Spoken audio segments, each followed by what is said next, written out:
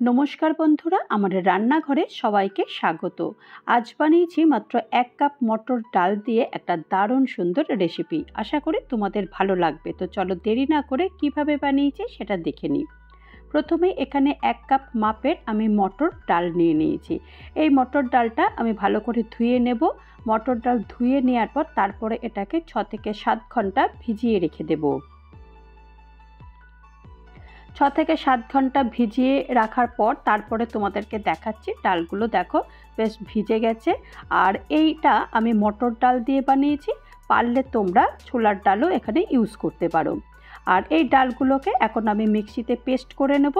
মিক্সিতে পেস্ট করা হয়ে গেছে। এখন আমি বাকি উপকরণগুলো মেশাবো। এখানে পরিমাণ মতো এখানে নুন দিয়ে দিয়েছি আর একটু সামান্য হলুদ দিয়ে দিয়েছি। আর এখানে তোমরা চাইলে কাঁচা লঙ্কাও ইউজ করতে পারো, আমি এখানে কাঁচা লঙ্কাটা ইউজ করে নিই। আর এখন আর কিছুই লাগবে না, এটাকে বেশ ভালো করে একটু ফেটিয়ে নিতে হবে। 5 মিনিট এটাকে একটু ফেটিয়ে নিয়েছি। ফেটিয়ে নিলে কি হয়, তাহলে যে পাকোড়াটা যেটা বানাবো সেটা কিন্তু বেশ দারুণ মচমচে হবে আর বেশ একটু নরম নরমও হবে। তো এটাকে একটু 5 মিনিট একটু ভালো করে এটাকে ফেটিয়ে নিতে হবে। আর এখন এটাকে ফেটিয়ে নিয়ে নিয়েছি। এখন এটাকে সাইডে রেখে দিলাম।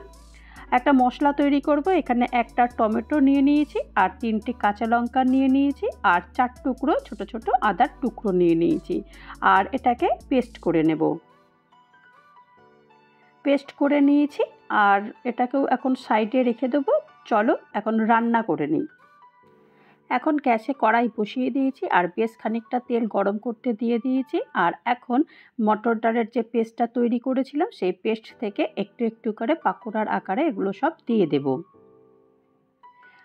দিয়ে দিয়েছি আর নিচের পিঠটা বেশ হালকা হালকা হয়ে গেছে। আর একটু উল্টে পাল্টে দিয়ে এই পাকোড়াগুলো সব ভেজে নিতে হবে। তবে ভাজাগুলো কিন্তু এক্ষেত্রে একদম পাকোড়ার মতন বেশি মচমচে বা লাল লাল করা যাবে না। জাস্ট শুধুমাত্র একটু হালকা হালকা ব্রাউনের মতো হয়ে গেলে এগুলোকে তুলে নিতে হবে। এগুলো সব তুলে নিয়েছি আর প্রথম ব্যাচটা হয়ে গেছে, দ্বিতীয় ব্যাচটাও এরকমভাবে দিয়েও আমি সব পাকোড়াগুলো ভেজে নেব। সব পাকোড়াগুলো মোটামুটি ভাজা হয়ে গেছে। আর দেখো ঠিক আমি কিন্তু হালকা করেই ভেজেছি, একদম কিন্তু বেশি লাল লাল ভাজিনি। তবে এই পাকোড়াগুলো কিন্তু আমরা ডালের সঙ্গেও খেলে কিন্তু ভীষণ ভালো লাগে।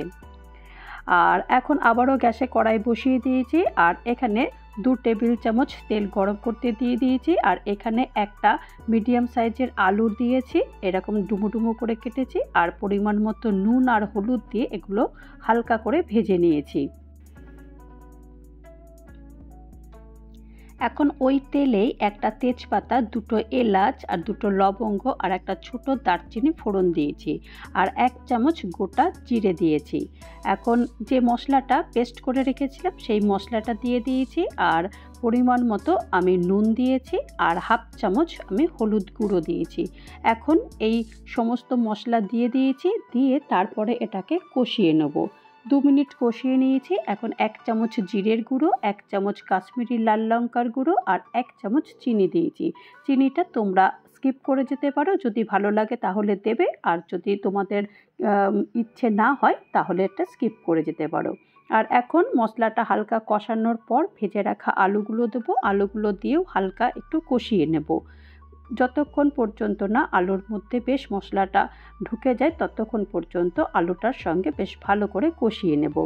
এখন পরিমাণ মতো আমি গরম জল দিয়ে দিয়েছি। জলটা দেওয়ার পরে হালকা করে একটু নেড়ে দিয়েছি। নেড়ে দিয়ে যতক্ষণ পর্যন্ত না আলুটা সেদ্ধ হয় ততক্ষণ পর্যন্ত ঢাকনা বন্ধ করে দেব।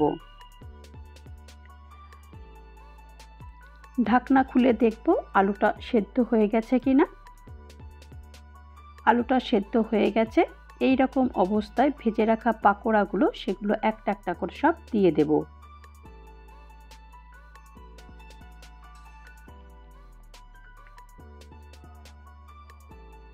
সব পাকোড়াগুলো দিয়ে দিয়েছি। এখন এটাকে ঢাকনা বন্ধ করে দেব 5 থেকে 6 মিনিটের জন্য। 5 মিনিট পর ঢাকনা খুলে আর একটু মশলা দেবো। এখানে 1/2 চামচ গরম মশলার গুঁড়ো দিয়ে দিয়েছি আর পরিমাণ মতো একটু ধনেপাতার কুচি ছড়িয়ে দিয়েছি। এখন ঢাকনা বন্ধ করে দেবো স্ট্যান্ডিং টাইমের জন্য। তারপর ঠান্ডা হলে এটাকে সার্ভ করে দেবো। তো তৈরি হয়ে গেল আমার মটর ডালের কারি। এই রেসিপিটা যদি তোমাদের কারোর ভালো লাগে তাহলে অবশ্যই একটা লাইক করো, কমেন্ট করো, পারলে আমার চ্যানেলটা সাবস্ক্রাইব করে আমার পাশে থেকো। আর যারা নতুন বন্ধু হয়ে আমার চ্যানেলে ভিজিট করেছো তাদেরকে অজস্র ধন্যবাদ। আর যারা এখনও পর্যন্ত চ্যানেলটা সাবস্ক্রাইব করোনি তাদেরকে অনুরোধ করব চ্যানেলটা সাবস্ক্রাইব করতে। নমস্কার।